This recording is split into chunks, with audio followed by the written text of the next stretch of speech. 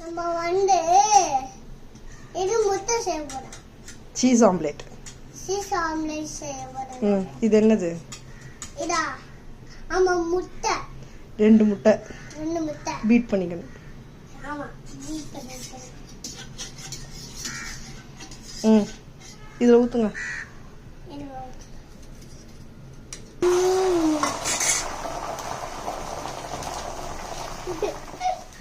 இது என்ன?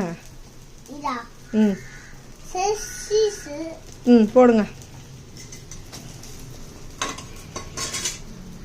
இது உடைஞ்சிருச்சு. இதை எப்படி வைக்கணும்? இதை எங்கிட்டு வைக்கணும்?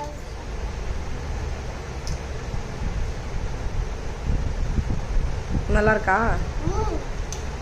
எப்படி இருக்கு?